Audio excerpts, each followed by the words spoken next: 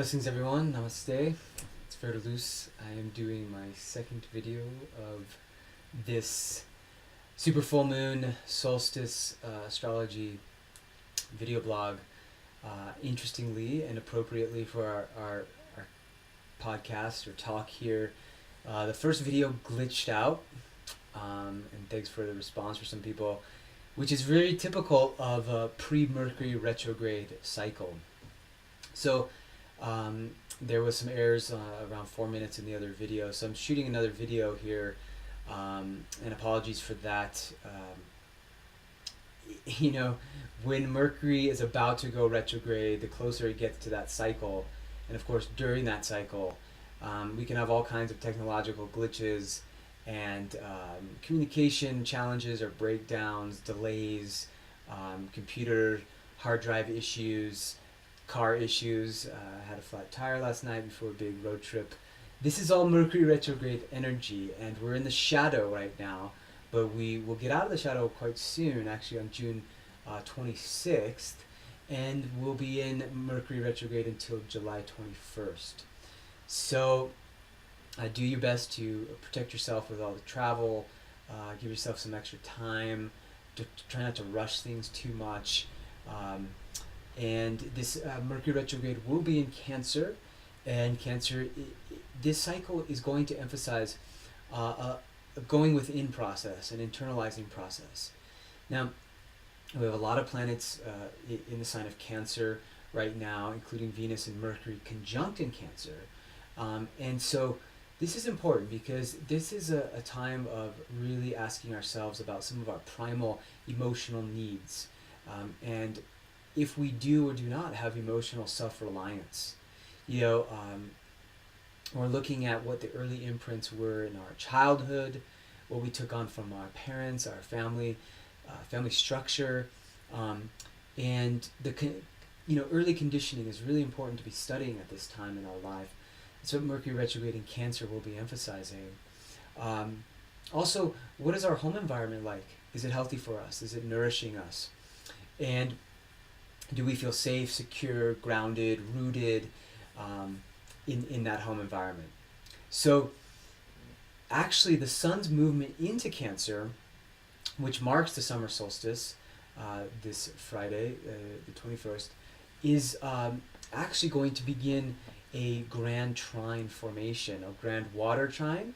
And this is one of the biggest formations of the year and one of the most magical, mystical, and imaginative. It's a really creative energy when we have a grand water trine, especially because we're bringing Neptune in Pisces to Saturn in Scorpio.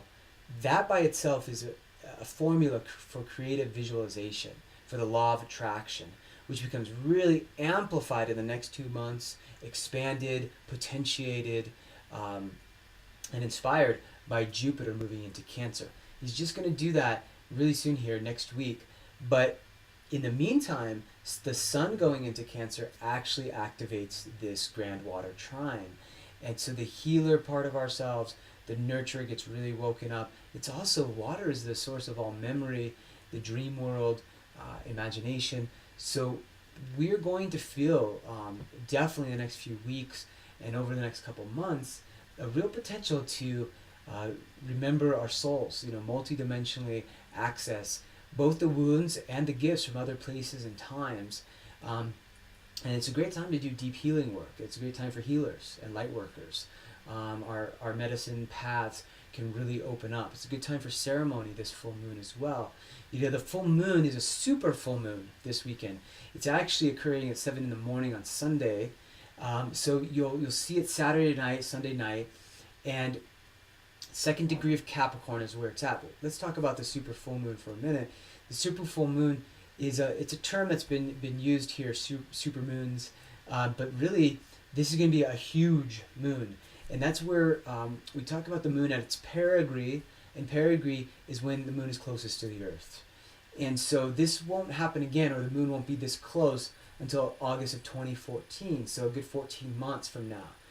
So this is definitely a moonrise to behold. It should be happening really late, since it's the solstice, probably around 9 o'clock at night, 9, 10, something like that. Depends, because the moon rises usually about an hour different each night. So check out the time when it's rising in your location, Saturday night, Sunday night. It's going to be huge. And the moon forms a kite formation to this grand trine.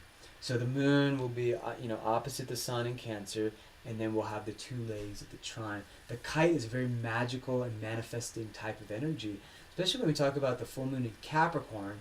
Capricorn is all about activation, manifestation, achievement. It's about an organized, disciplined pathway towards our success. So you want to ask the question, am I moving in somewhat of a disciplined, consistent path towards my goals? What are my goals? Am I clear about that in my life? And really look towards professionalism in everything we're doing, integrity and accountability. This is really big for Capricorn energy. So really the axis of the nurture, the family, and the work, the professional realm is being activated by this full moon in Capricorn. So last thing I want to say is that we do have the Sun and Jupiter together at the end of the week here. We're at the last degrees of Gemini. We can feel ourselves totally overwhelmed with information. It can be quite expansive, but a bit over the top. So take some time to go out, hug someone you care about, a pet, whatever. Nurture yourself. And also, if you feel it, I hope you will join us on our the beginning of my Teleclass series. It's going to be a year-long series in archetypal astrology combined with human design. And this next month we'll start that journey. It's going to be all about Cancer, the 4th house, and the moon, and also the solar plexus, the emotional center in human design. It's listed on my website, soulalchemyastrology.com/teleclass. And it's going to be a great series. You could join 1 class, 2, 3, 4, however many you want. But it's going to just be a monthly class to get you deep into all the archetypes and how they show up in your life. So thank you guys. Thanks for maybe possibly listening to 2 of these videos. And beware the Mercury Retrograde, and I hope it's kind to you, and you guys have a great solstice. I hope.